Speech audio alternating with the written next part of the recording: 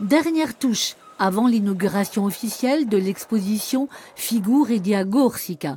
400 œuvres exposées avec des créations contemporaines, des manuscrits et des armoriaux, des atlas hollandais du XVIIe, des frappes monétaires, du mobilier, des cartes aquarellées présentées pour la première fois au public et des allégories beaucoup moins connues que la tête de Maure. La première allégorie représentant la Corse, c'est celle-ci, c'est l'allégorie de la Corse au Vatican, dont le titre est Cianorium Fortia Bello Pectora, ce qui voulait dire les Corses au cœur intrépide au combat. Cette allégorie est importante parce que au début du XXe siècle, en 1906-1907, Monseigneur Descentes, qui était évêque de Corse, a demandé à Aglaé Meuron, un peintre suisse de Mantes-Ajaccio, de faire une copie de cette allégorie de la Corse.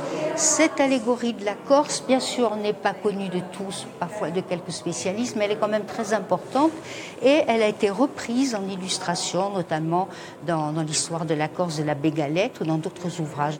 La forme caractéristique de la Corse, ses différentes appellations, lui forgent dès l'Antiquité une réputation, avec une représentation qui au fil des siècles va supplanter toutes les autres, la tête de Maure.